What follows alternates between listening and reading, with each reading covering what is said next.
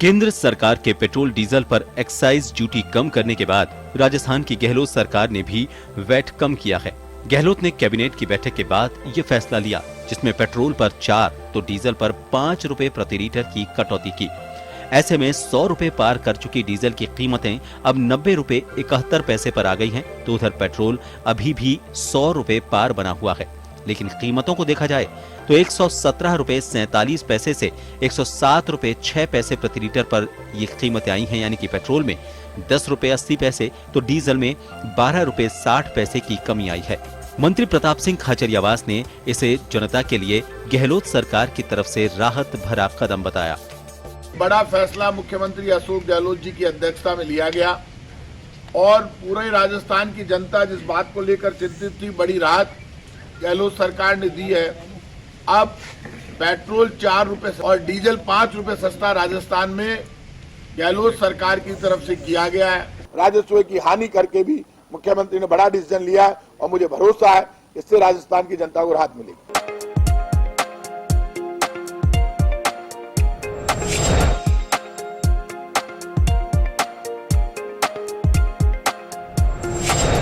केंद्र सरकार के एक्साइज ड्यूटी कम करने के बाद राज्य की कांग्रेस सरकार के खिलाफ मोर्चा खोले भाजपा की टीम अब भले ही शांत हो गई हो, लेकिन भाजपा प्रदेशाध्यक्ष डॉक्टर सतीश पूनिया ने मुख्यमंत्री के राहत वाले ट्वीट पर सियासी चुटकी जरूर ली। सतीश पूनिया ने कहा कि ये जनता की 3 साल पुरानी मांग थी, तो लगे हाथ बिजली के फ्यूल चार्जेस को लेकर भी तंज कस दिया। हालांकि सियासत के बीच जनता की उम्मीदें सरकार से और भी हैं, जिसमें तेल की कीमतों को कम करने की मांग रखी जा रही है। उधर मुख्यमंत्री अशोक गहलोत पहले ही कह चुके हैं कि यदि केंद्र अपने स्तर पर एक्साइज ड्यूटी कम करता है तो राज्य इसके लिए तैयार है।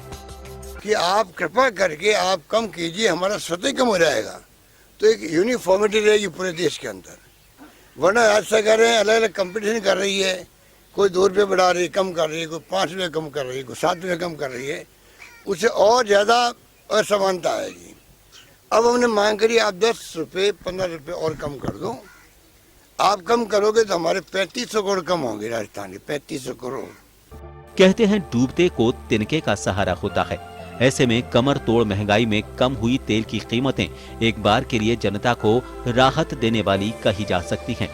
हालांकि कीमतों को कम करने के बाद भी जनता कह रही है कि ये दिल मांगे मोर। जन टीवी के लिए जयपुर से अनिल सेन की रिपोर्ट।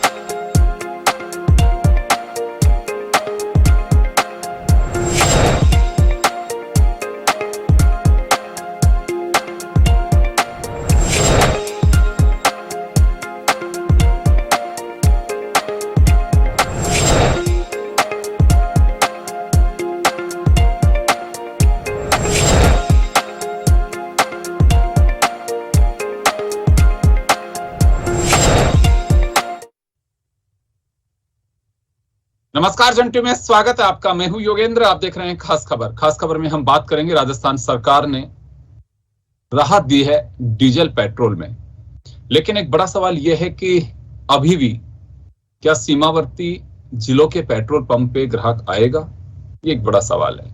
अभी भी अगर हम बात करें हरियाणा, पंजाब, गुजरात, उत्तर प्रदेश, मध्य प्रदेश, सीमावर्ती जो जिले हैं, खासकर हरियाणा और अगर पंजाब की बात करें तो वहां हमसे सस्ता डीजल और पेट्रोल है। ऐसे में सीमावर्ती जिले जो हैं वहां लंबे समय से ये बात चलती आ रही है कि वहां तस्करी हो रही है फ्यूल की, वो रुक पाएगी। राहत बेशक है, लेकिन बीजेपी ने सवाल खड़ा किया है कि एक हाथ से आप दे रहे हैं लेकिन दूसरे हाथ से ले भी रहे हैं। सरचार्ज जो बिजली की यूनिट्स में लगाया है उसको लेकर के एक बार फिर जो कस्टमर है या कंज्यूमर है उसकी कमर तोड़ने की कोशिश की जा रही है। बीजेपी ने साफ ये आरोप लगाया है। खैर चले, राहत के बीच ये सियासत की चिंगारी भी बीच में आ रही है, और क्या सरकार और कम कर पाएगी या फिर यही चलता रहेगा कि केंद्र राज्यों से कहता रहे, राज्य केंद्र से कहते रहेंगे। अभी तक भी अगर हम बात करें डीजल पेट्रोल की तो राजस्थान में अन्य प्रदेशों से ज्यादा है।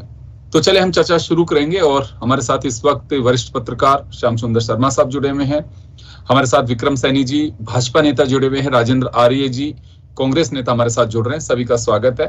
श्याम जी, आपके पास आना चाहूंगा। एक राहत की खबर जरूर आई है कैबिनेट की बैठक में, जैसे पहले से अंदेशा था कि कम हो सकता है, लेकिन इतनी बड़ी उम्मीद लोगों को पहले भी नहीं थी कि हाँ 10 रुपए या 15 रुपए कर देंगे, जैसे कि प्रधानमंत्री ने उस समय 5 और 10 रुपए कम किए। वो बड़ा मुश्किल दिखाई दे रहा था। 4 और 5 रुपए की राहत है, इस राहत को कैसे देखा जाए? अब देखिएगा, जिस प्रकार से दबाव मुख्यमंत्री पे बन रहा था तो मुख्यमंत्री ने कहा हम करेंगे। अब स्थिति है कि जब अगर आपका कांग्रेस शासित राज्य पंजाब है, अगर आपका सस्ता बेचता है तो आपको चुनौती देता है वो, क्योंकि अगर वो सस्ता कर सकता है तो फिर आपको भी सस्ता करना पड़ेगा। अब मुख्यमंत्री जी कहते हैं कि हमारे 3,500 करोड़ रुपए का इससे भी लॉस होगा।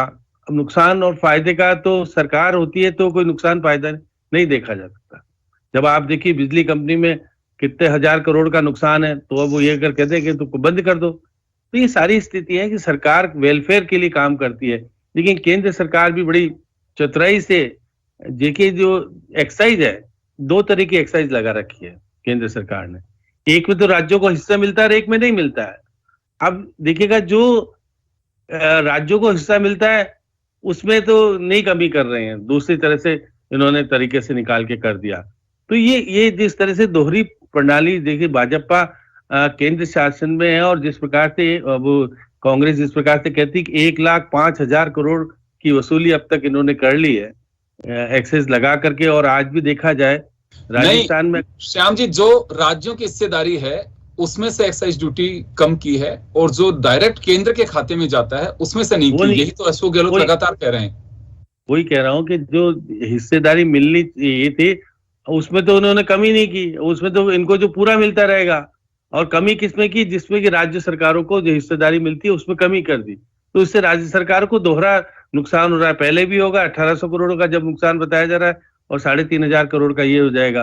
तो है, राज्यों के पास अभी कोरोना की वजह से आय की में कमी है निश्चित रूप से, और राज्य के सरकारों के पास 2 ही है, लीकर या आपके साथ पेट्रोलियम पदार्थ पे ही टैक्स लगा सकते हैं। बाकी तो सेंट्रलाइज हो गया, जीएसटी के माध्यम से सब कुछ होता है। पहले ये भी हो रहा था कि इसको जीएसटी के दायरे में ले लिया जाए, लेकिन राज्य सरकारों ने सबने मना कर दिया कि नहीं लिया जाना चाहिए, क्योंकि उनको सीधा तौर पर फायदा। तो अब राजस्थान में यदि करें, देखेगा कि जो अगर पेट्रोल की बात करें, पहले 36% टैक्स था, अब घटा करके 31.4 हो गया है। और अगर डीजल की बात करें तो पहले 26 था और अब 19.30 हो गया है। तो अब कम तो हुआ है, लेकिन फिर भी आज जैसे कि देखिए, आप सही बता रहे थे कि पंजाब, हरियाणा, गुजरात, मध्य प्रदेश और यूपी, सब जगह हमसे पेट्रोल सस्ता बिक रहा है। हम सीमावर्ती इलाके में यदि बात करें तो वहां के पेट्रोल पंप की स्थिति तो बड़ी खराब, बंद इससे हो गए हैं, वहां कोई भराता ही नहीं है। हमारी सड़क का उपयोग तो करते हैं सारे लोग, बाहर से आते हैं, जो व्हीकल्स आते हैं, सड़क का उपयोग राजस्थान का होता है, पेट्रोल यहाँ नहीं भराते। पेट्रोल जाकर के हरियाणा में भराते हैं, या मध्य प्रदेश वाले भराते हैं, या यूपी में भराते हैं, जो पास के हैं वहां नहीं भराते। तो इससे नुकसान दोहरा भी हो रहा है। वहां हमको टैक्स भी नहीं मिल पा रहा है उससे, जो हमको पेट्रोलियम पदार्थ पर अगर भराएंगे तो निश्चित रूप से पैसा मिलेगा। वो भी नहीं मिल पा रहा, और हमारी सड़क का उपयोग करके निकल रहे हैं, उसका तो हो रहा है सब कुछ। तो ये सब चीजें हैं। अब मुख्यमंत्री जी को निश्चित रूप से, क्योंकि राजनीति करनी है, और राजनीति करने के नाते उन्होंने पैसा कम करके ये भी कहा है कि हमने जनता के लिए अगर भीख भी मांगनी पड़ेगी तो मैं पीछे नहीं हटूंगा। चलिए, मैं वापस लौटूंगा सर, एक बार वापस लौटूंगा आपके पास में, विक्रम जी के पास में जाना चाहूंगा। विक्रम जी, अशोक गहलोत लगातार ये बात कर रहे हैं बड़ी चतुराई के साथ में, केंद्र सरकार ने पैसे कम किए हैं। जो पैसे कम किए हैं उसमें ऑटोमेटिकली हमारा वैट भी कम हुआ है, क्योंकि परसेंटेज के आधार से अगर हम देखें तो वो राज्यों को नुकसान हुआ है। उसमें डायरेक्ट जो एक्साइज ड्यूटी केंद्र के खाते में जाती है उसमें से कम नहीं किया इन्होंने, और फिर राज्यों पे प्रेशर है।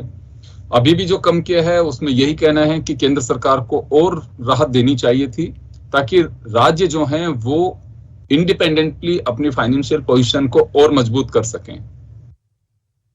योगेश जी, देखिए, हुजूर आते आते बहुत देर कर दी। आपने मेहरबानी तो की, लेकिन बहुत ही बुझे मन के साथ मेहरबानी की।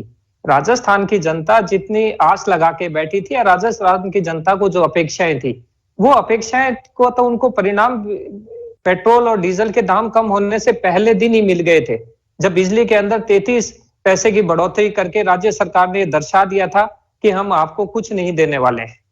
आप राजस्थान के परिवेश में देखिए कि पूरे राजस्थान ने, पूरे हिंदुस्तान में पेट्रोल के दाम कम होने के बावजूद जब भारतीय जनता पार्टी सतीश जी पूनिया के नेतृत्व में सड़कों पे उतरी, और राजस्थान की 7.5 करोड़ जनता का जब भारी दबाव मुख्यमंत्री पे था, उसके बावजूद उन्होंने तेल के दाम कम किए, और वो भी बिल्कुल आशा के अनुरूप नहीं किए। आपने अभी कहा कि जो सीमावर्ती पेट्रोल पंप है, आप देखिए, मैं राजस्थान के पिलानी से आता हूं, जो हरियाणा से बहुत सीमावर्ती इलाका है। यहाँ के पेट्रोल पंप पिलानी, चिड़ावा या इस एरिया से लगते हैं, सीमावर्ती एरिया जितने भी हैं पंजाब या हरियाणा से लगते हैं, वहां पेट्रोल पंप पूर्णतः बंद हो चुके हैं। हजारों की संख्या में लोग बेरोजगार हो रहे हैं। तो राज्य सरकार को इस तरफ ध्यान भी देना होगा। एक तरफ तो बिजली की कीमतें बढ़ा रहे हैं, और दूसरी तरफ राजस्थान की जनता को इस बात का एहसास कराना चाह रहे हैं कि हमने पेट्रोल और डीजल के दाम कम किए हैं। राजस्थान की सरकार पूर्णतः विफल है। आप देखिए कि राजस्थान में काम या विकास कैसे होगा, जिस सरकार के मंत्री, कभी रघु शर्मा से डोटासरा जी के सिरफोड़ चलती है, कभी कल आपने देखा हरीश जी के चौधरी के साथ जो डोटासरा जी की हो रही थी। तो जो सरकार के कैबिनेट मंत्रियों में आपसी सामंजस्य नहीं है, आपसी तालमेल नहीं है, वो राजस्थान को किस तरह से संभालेंगे, किस तरह से बढ़ाएंगे? सर, उस तालमेल नहीं होने से पेट्रोल डीजल पे क्या असर हो रहा है उसका? नहीं, एक अगर सरकार के अंदर खुद के अंदर समन्वय नहीं है, सरकार की बैठकों के अंदर मंत्री राजस्थान की जनता को लाभ देने की बजाय, या राजस्थान के पेट्रोल में जनता को किस तरह से सहायता मिले, राजस्थान में डीजल में किस तरह से सहायता मिले, उसके ऊपर कोई रणनीति होती, कोई चर्चा होती, उसके बनिस्बत तो आपसी झगड़ों से नहीं निपट पा रहे हैं। और राजस्थान के अंदर जो पेट्रोल में या डीजल में कीमतें कम हुई, और उसमें राजस्थान की सरकार का कोई योगदान नहीं है। राजस्थान की जनता नियमित रूप से मांग कर रही थी, लेकिन केंद्र के पैसे कम होने के बाद में, केंद्र ने जो रियायती दी है उसके बाद में पूरे हिंदुस्तान के सभी राज्यों ने रियायत दी, उसके बावजूद भी मुख्यमंत्री उसमें 7 दिन तक लगा देते हैं। इसका मतलब ये तो तय है कि उनकी मनसा साफ नहीं है, और अगर उनकी नीयत साफ होती तो पहले दिन जो राजस्थान पेट्रोल और डीजल पूरे हिंदुस्तान में सबसे महंगी दर पे बेच रहा है, बिजली सबसे महंगी दर पे बेच रहा है, तो वहां के मुखिया को तो इस बात पे सबसे पहले ध्यान देना चाहिए था। लेकिन वो फिर भी कह रहे हैं कि साहब सबने कम किया, इसलिए मुझे दबाव के अंदर कम करना होगा। लेकिन वो जो केंद्र सरकार के लिए कह रहे हैं उस पर कोई रिएक्शन नहीं आ रहा अभी बीजेपी का, कि जो राज्यों की हिस्सेदारी है एक्साइज ड्यूटी में उसको कम कर रहे हैं, सेंट्रल की हिस्सेदारी में से कम करनी चाहिए। ये लगातार अशोक गहलोत ने पहले दिन ये बात कही थी कि मोदी जी ने बड़े स्मार्ट तरीके से इसे कम किया है, कि राज्यों पे असर पड़ेगा लेकिन केंद्र के खजाने पे कोई असर नहीं पड़ेगा। थोड़ा सा वहां से भी विड्रॉ होना चाहिए। देखिए, उन्होंने एक मंशा के साथ किया तो सही। केंद्र ने कोरोना के समय भी सभी प्रदेशों की भरपूर सहायता की, जितनी भी योजनाएं लगी, जितने भी स्कीम लगे, सारे केंद्र सरकार की योजनाओं की तरह, चाहे वो टीकाकरण हो चाहे और अभियान हो। तो केंद्र तो समय समय पे राज्यों को पूर्ण सहायता या उनके किसी भी तरह की मदद के लिए तैयार खड़ा है, लेकिन राज्य को भी बड़ा दिल करके इस बात को सोचना होगा। सिर्फ मुख्यमंत्री जी जनता को अगर एक आंकड़ों के अंदर, एक गणित के अंदर सिर्फ उलझाना चाह रहे हैं, एक अर्थव्यवस्था के तहत वो लोगों को सिर्फ ये समझाने की नाकाम कोशिश कर रहे हैं कि साहब हम इस वजह से नहीं कर रहे, इस वजह से नहीं कर रहे। क्या मुख्यमंत्री जी ने उस समय सोचा जब राजस्थान सबसे अधिक वैट लेने वाला राज्य पूरे हिंदुस्तान में था, तेल पे सबसे ज्यादा टैक्सेस राजस्थान ले रहा था, तो उस विषय में भी कभी मुख्यमंत्री जी को प्रकाश डालना चाहिए था। आज भी वो कम करने की बजाय फिर से बोल रहे हैं कि साहब केंद्र ही कम करे। तो राज्य के मुखिया होने के नाते उनका भी दायित्व बनता है कि राजस्थान की जनता को इसका लाभ प्राप्त हो। जी श्याम जी, क्या लगता नहीं आपको कि वक्त आ गया अब इसे जीएसटी में शामिल कर देना चाहिए? कई राज्यों की मांग भी रही है, पहले राजस्थान ने भी ये मांग की है। क्योंकि अगर केंद्र चाहेगा तो जीएसटी में शामिल करने की बात संभव है। हाँ, जीएसटी की प्रस्ताव तो रखते हैं, लेकिन मंशा के अनुसार, क्योंकि इनके पास भी राज्य काफी हैं, और सहमति बनाए और विपक्ष के साथ बातचीत करें कि हम जीएसटी में करके इसको रेट का दायरा तय कर देंगे। अब ये भी है कि जीएसटी में लाने के बाद भी अगर रेट बढ़ते रहेंगे इसी तरह तो फिर वो स्थिति खराब। अगर देखिएगा कच्चा तेल हमको सस्ता मिल रहा है तो हम वेट लगा करके और एक्साइज जिस तरह से लगा करके हम इसकी कीमतें वसूल रहे हैं, इसलिए वसूल रहे हैं कि इसका प्रभाव निश्चित रूप से हर उपभोक्ता पर पड़ता है। किसी भी चीज को ट्रांसपोर्टेशन करने के लिए डीजल चाहिए। अब डीजल चाहिए, डीजल अगर महंगा होगा तो ट्रांसपोर्टेशन महंगा होगा, और ट्रांसपोर्टेशन महंगा होगा, हर चीज की कीमत बढ़ती जाएगी। तो इसलिए केंद्र सरकार को नीतिगत में निर्णय भी अलग तरह से करने पड़ेंगे। फिर अगर जीएसटी भी कर रहे हैं तो उसको ये भी तय करना पड़ेगा कि हम कच्चा तेल हमको किस भाव से मिल रहा है और हम किस प्रकार से वसूली कर रहे हैं। राज्य भी करते हैं और केंद्र भी करता है, दोनों किसी भी कीमत पर अपनी जेब भरने के अलावा कोई आम जनता को राहत देने की काम नहीं करते। राहत देने का काम करें, बात करें मुख्यमंत्री जी, सारे मुख्यमंत्रियों से बात करें कि हम किस प्रकार से जनता को राहत दे सकते हैं और इसको जीएसटी में ला करके। अगर हम दो तरह का, अगर आप देखिए कि अगर एक्साइज दो तरह से लगाते हैं केंद्र सरकार, इसका मतलब क्या मंशा है कि आप लूटो। अभी दो तरह की एक्साइज क्यों लगा रखी है? एक्साइज तो एक तरह की होनी चाहिए भाई, जो राज्यों को हिस्सा मिले, जहां राज्यों को हिस्सा भी नहीं मिले आप उसको कायम रखो, और जो राज्यों को हिस्सा मिले उसमें से कम कर दो, तो दोनों तरफ से मार करने की स्थिति बनती है। तो इसलिए केंद्र सरकार को नीति स्पष्ट करनी चाहिए। अब राज्य के नेता तो हमारे प्रदेश के नेता है ना, उनको तो मुख्य प्रधानमंत्री जी को जाके कहना चाहिए कि भाई हमारी स्थिति इतनी है तो किसी तरह से किस तरह मदद कर सकते हैं, होनी चाहिए। लेकिन मुख्यमंत्री को भी सोचना पड़ेगा, क्योंकि जिस तरह से मध्य प्रदेश है, पंजाब है, उत्तर प्रदेश है, अगर वहां की दर कम है और हमारे यहाँ कम है, ज्यादा है, तो निश्चित रूप से उसको तो वेरिएशन को चाहे भले घाटा सहना पड़े, एक बार तो आपको दिखाना पड़ेगा कि भाई देखिएगा मैंने बड़ा दिल करते हुए हमारे राज्य की जनता को राहत देने के लिए कर दिया, लेकिन उसका प्रभाव नीचे के स्तर पर दिखना चाहिए। ट्रांसपोर्टेशन में कमी आनी चाहिए, जो पैसा बढ़ा हुआ है उसमें किस प्रकार से कमी, उससे कमी नहीं हो पा रही है। आप देखिएगा जिस प्रकार से आप किसी भी कीमत पे कमी नहीं दिखती हुई नजर आ रही है। तो इसलिए बहुत सारी चीजें हैं, इसमें केंद्र को भी सक्रिय होना पड़ेगा और राज्यों को भी सक्रिय होकर के जिस प्रकार से जीएसटी के दायरे में लेने की जोरदार मांग उठानी चाहिए। और अगर एक तरह से दायरे में आ गया और एक्साइज जिस तरह से लगा रखी है केंद्र ने, उसमें तो न्याय करना पड़ेगा आपको। जी चलिए, राजेंद्र आर्य जी हमारे साथ में जुड़े हैं अभी। राजेंद्र जी आपके पास आना चाहूंगा। विक्रम सैनी जी हमारे साथ में जुड़े हैं, श्याम सुंदर शर्मा साहब हमारे साथ में जुड़े हैं। विक्रम जी का कहना है कि पहले तो सरकार ने बहुत देर कर दी और अभी भी सीमावर्ती जिलों की हालत क्या है, वो जो लोग खरीदने वाले हैं वो बाहर से लेंगे, तो जो मकसद है वो पूरा नहीं हो पा रहा। दूसरा, बिजली और डीजल पेट्रोल अभी भी देश में सबसे महंगा है यहाँ पे, तो इससे राहत कैसे देखी जाए?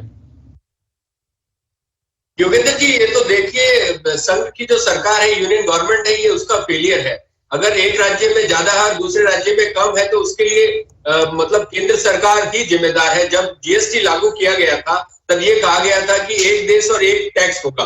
तो आप बताइए, ये जो डिस्पैरिटी रही है, तो राज्यों को पहले से ही इन्होंने कॉन्फिडेंस में नहीं लिया था, और इसी बात का लगातार कांग्रेस पार्टी विरोध करती जा रही है कि देश में जब ये जीएसटी लागू किया गया था तो राज्यों को विश्वास में नहीं लिया गया और उनकी जो आय के जो स्रोत है उसमें कमी होने का, उसका कंपनसेशन का कोई इन्होंने प्रावधान नहीं रखा। फिर मैं आपको बताना चाहता हूं कि पेट्रोल और डीजल के पेटे राज्यों को करीबन 22% की राजस्व आय होती है, और आप देखिए पिछले करीबन जनवरी से लेके अब तक करीबन 10 महीनों के अंदर राज्य को करीबन 6300 करोड़ का सालाना राजस्व का नुकसान होगा। एक तरफ जीएसटी के जो नुकसान की भरपाई केंद्र सरकार ने की नहीं और हमारा जो बकाया था वो भी नहीं दिया। उस स्थिति में आप देखिए ना, राज्यों के सामने बहुत बड़ा संकट है अपनी अर्थव्यवस्था को लेकर, और केंद्र सरकार ने उनके लिए कोई भी ऐसा योजना नहीं दी कि भाई उनके राजस्व की वृद्धि हो सके। तो ये बहुत बड़ा कंपोनेंट है। फिर भी माननीय मुख्यमंत्री जी ने कहा कि जो केंद्रीय हिस्से का जो भी मतलब एक्साइज ड्यूटी थी, उसके अंदर जब केंद्र कोई भी कम करता है तो उसका असर सीधा वैट भी घटता है। आपने देखा होगा कि जब केंद्र ने 10 रुपए डीजल पर घटाए तो हमारे यहाँ पे 12 रुपए 60 पैसे का फर्क पड़ा। तो राजस्थान सरकार का भी 2 रुपए 60 पैसे वैट का नुकसान हुआ। उसके बाद में कल आपने देखा होगा कि माननीय मुख्यमंत्री जी ने 5 रुपए पेट्रोल पर और 4 रुपए मतलब डीजल पर कम किए। तो आप देखिए ना, माननीय मुख्यमंत्री जी लगातार केंद्र सरकार से, माननीय प्रधानमंत्री जी से मांग कर रहे हैं कि प्रधानमंत्री जी ये संकट सिर्फ हमारा नहीं है, ये सभी राज्यों का संकट है। और प्रधानमंत्री इस बात के लिए आश्वस्त करें कि अगर जिस तरह से राज्य घटा रहे हैं तो उसकी क्या गारंटी है कि राजेंद्र जी, एक बात मैं कहना चाहूंगा। राजेंद्र जी, ये जो रेट्स का अगर हम बात करें, असमानता है, ये पहली बार नहीं हुई है, बहुत बार। मैं वर्षों से सुनता आ रहा हूं कि चलिए डीजल आप राजस्थान के बॉर्डर तक इतना ही लेके जाए, दिल्ली में ले लेना वहां सस्ता मिलेगा, हरियाणा में ले लेना वहां सस्ता मिलेगा। और जो डबल टैंक्स की जो बात करते हैं हम लोग अक्सर देखते हैं, ट्रॉले हो चाहे कमर्शियल व्हीकल्स में, क्यों करते हैं? उसका बड़ी वजह यही है, उनके जब एक टैंक पे 500 से 1000 रुपए बचते हैं, बाहर कहीं डीजल लेते हैं, तो वो तो क्यों नहीं बचाना चाहेंगे? वो इतना गैप जो है उसको लेकर के वो दिखता है कि मेरे टोल का काम चल जाएगा इस पैसे में। तो ये क्यों जीएसटी में शामिल नहीं करना चाहिए अभी से? लेकिन जीएसटी की बात पहले तो कांग्रेस करती रही है। अभी जो बैठक हुई थी जिसमें लेकिन राजस्थान के पार्ट पे भी मना किया गया कि फिर राज्यों के पास में अर्निंग रिसोर्स ही नहीं रहेगा।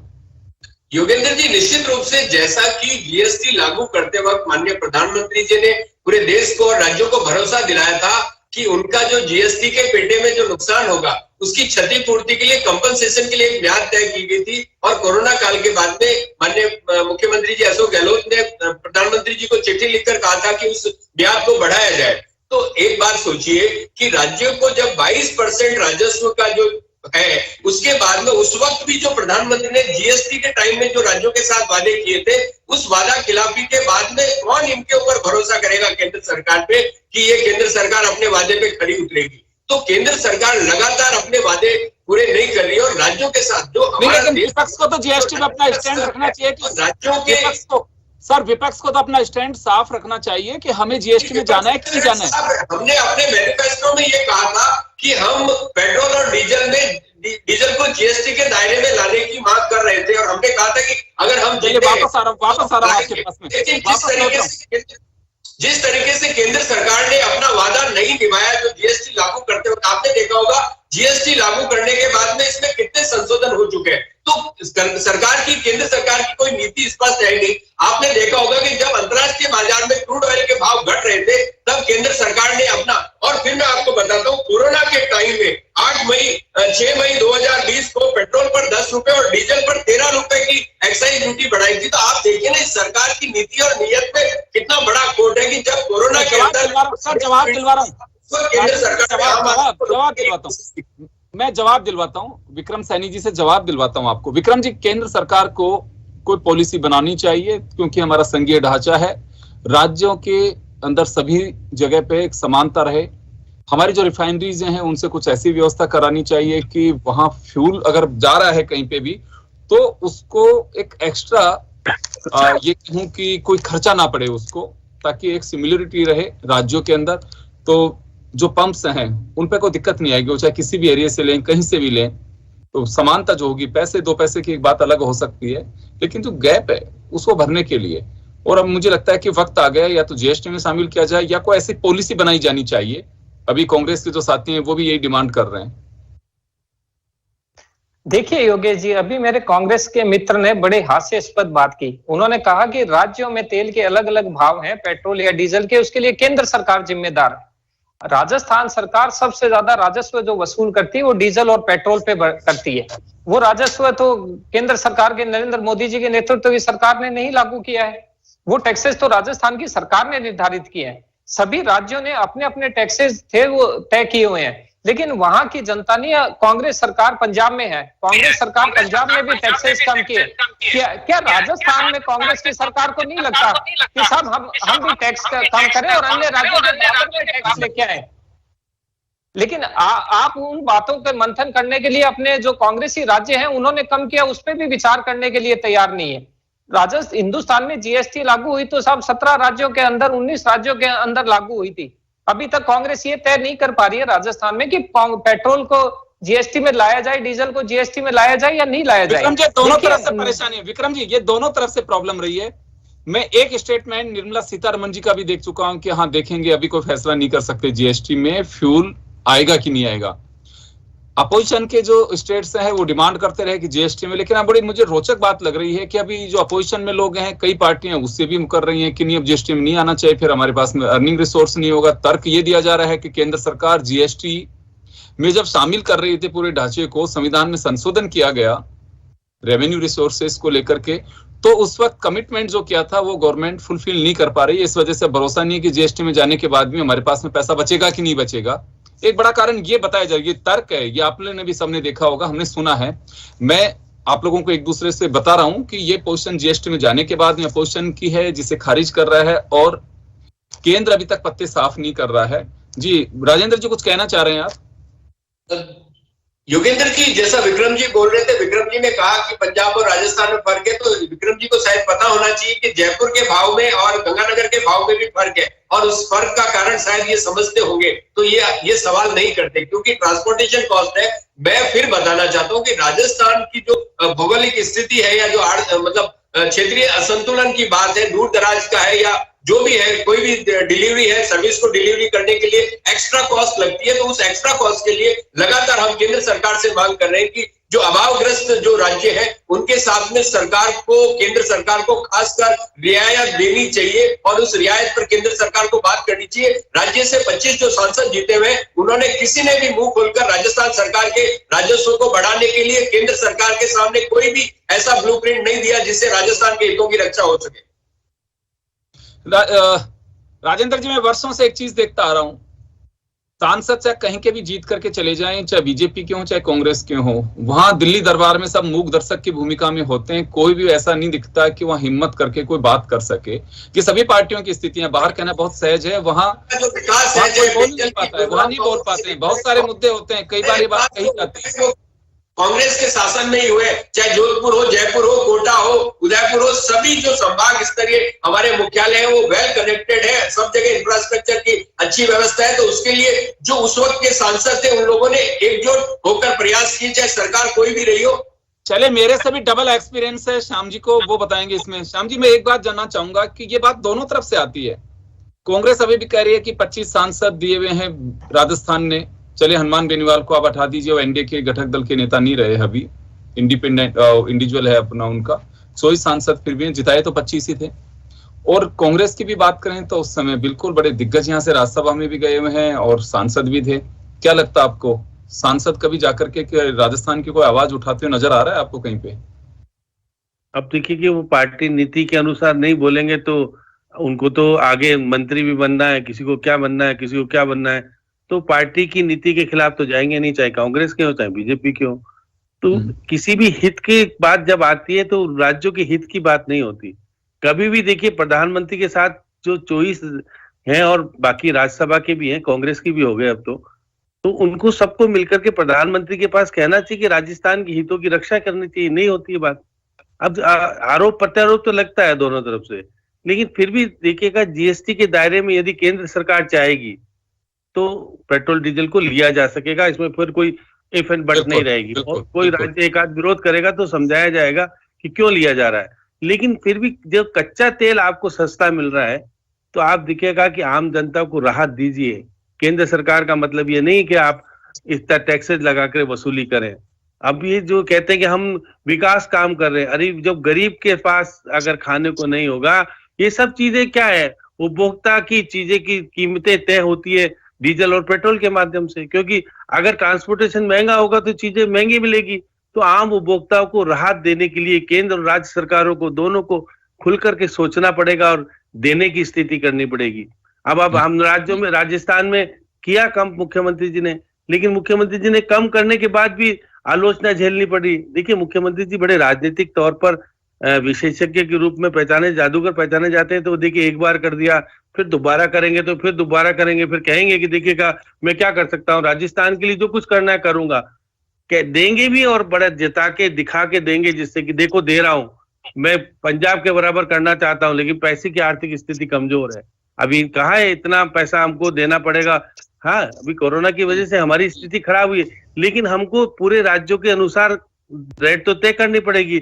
अब क्योंकि सोनिया गांधी अगर एक बार निर्देश दे दे कि आपको तो करना है पंजाब के बराबर, तो अभी हो जाएगा। अब क्योंकि हाईकमान भी जिस नीति के अनुसार होना चाहिए नहीं कह पा रही। पंजाब को कहना चाहिए था कि क्यों कर दिया फिर इतना सस्ता। ठीक है, चुनावी राजनीति के तौर पर अगर सस्ता करते हैं, अभी देखिए जो 5 राज्यों के चुनाव आ रहे हैं, इसलिए केंद्र भी चाह रहा है कि हमारी स्थिति मजबूत रहे, हम कहने की स्थिति में आए। देखो हमने लेकिन जिस तरह से वेट आपने कोरोना के टाइम में लगाया, उस वेट को भी कम नहीं किया पूरी तरीके से। आप बड़े आराम से कहते हैं कि इतना वेट लगा दिया, इतना एक्साइज लगा दी, फिर आपने कम क्या किया, कह दिया थोड़ा सा कम करके दे दिया, चलो इतना कम। तो आपको नीतिगत निर्णय लेने बातचीत करनी चाहिए, केंद्र को राज्यों के मुख्यमंत्रियों से बातचीत करनी चाहिए, किस तरह की व्यवस्था होनी चाहिए, किस प्रकार से क्या होगा। आप अपने तौर पे कम करके कहोगे नहीं अब तो आपको भी कम करना पड़ेगा, तो ये सारी विरोधाभासी स्थिति नहीं होती कि केंद्र सब राज्यों का है, ऐसा नहीं। राज्य केंद्र सरकार सारे राज्यों के साथ एक सम्मानपूर्ण व्यवहार करे और समझाए कि नहीं इस तरह से हो तो महंगाई जो है काबू में आ सकती है। तो बहुत सारी राजनीतिक परिपेक्ष। चलिए मैं माफी चाहूंगा श्याम जी, रोकना चाहूंगा तमाम अतिथियों को। तो चलिए ये सियासत की धूल कहूं मैं या फिर इसे चिंगारी कहूं, ये चलती रहेगी, लेकिन जनता को राहत की उम्मीद है। और ये उस तरह के नहीं हो कि 1 रुपए रोटी पे बढ़ा करके उसको फिर 75 पैसे, फिर कहा कि चले 50 से 75 पैसे पे आ गई, चले 50 पैसे। राहत की जो बात होती है, क्योंकि जनता बहुत परेशान है। जब सरकारें मान के चलती हैं कि हमारे रेवेन्यू रिसोर्सेज में कोविड की वजह से उसे प्रभावित हुआ, तो ये तो मान के चलिए कि जो देने वाले हैं, देने वाले तो वही हैं टैक्स पेयर्स जो हैं। टैक्स पेयर का मतलब ये नहीं है कि जो रिटर्न फाइल कर रहा है, जिसकी क्रय क्षमता यानी कि खरीदने की क्षमता, अगर वो मार्केट से एक चाय का पैकेट भी ले रहा है, माचिस की तिल्ली भी खरीद रहा है, वो आपको टैक्स दे रहा है, वो टैक्स पेयर है। अगर उसकी खरीदने की क्षमता अगर हम नहीं बढ़ाएंगे, उसमें वो हिम्मत नहीं देंगे, तो रेवेन्यू ऐसे डेवलप नहीं होगा। ये सीधा एक थ्योरी भी है इकोनॉमिक्स की कि आप जब तक मनी सर्कुलेट नहीं करेंगे, लोगों के अंदर वो भावना और आप उनके हाथ में पूंजी नहीं देंगे, पॉकेट में पैसा नहीं जाएगा, तब तक वो खरीद नहीं सकता। पैसा आएगा, वो मार्केट में आएगा, वो सर्कुलेशन में आएगा, आपकी इकोनॉमी डेवलप होगी। लेकिन हम लोग अगर ये तो कहते रहे कि हमारे रिसोर्सेज कम हो गए, लेकिन जो देने वाला अगर उसी के पास पैसा नहीं होगा, तो ऐसे तो 20 साल में भी आपके रिसोर्सेज नहीं होंगे। ऐसे ही महंगाई की मार झेलती रहेगी जनता। इस पे वास्तव में गौर करना चाहिए। महंगाई है, लोगों के सब्र की परीक्षा सरकारों को नहीं लेनी चाहिए। इस पे कोई ना कोई रास्ता निकालना चाहिए केंद्र और राज्यों को मिलकर के, ताकि राहत दी जा सके। एक बार के लिए हम कह सकते हैं कि चलिए प्रधानमंत्री और मुख्यमंत्री ने राहत दी है, लेकिन नाकाफी कहूंगा इसे अभी, क्योंकि ये असर केवल आपकी पॉकेट पे या स्कूटर या कार में आप जो फ्यूल डला रहे हैं उसी पे नहीं है, आपके रोजमर्रा की जीवन पे उसका असर पड़ रहा है। आपकी किचन डिस्टर्ब हो रही है। तमाम जो चीजें हैं वो तभी सही होंगी जब आप एक ऐसा प्लेटफॉर्म देंगे ताकि जनता खरीद सके, और इसमें राहत के जो छींटे नहीं, उसमें बूंदे गिरनी चाहिए। अब बहुत बहुत शुक्रिया आप सभी का। खास खबर में इतना ही, दीजिए इजाजत, नमस्कार।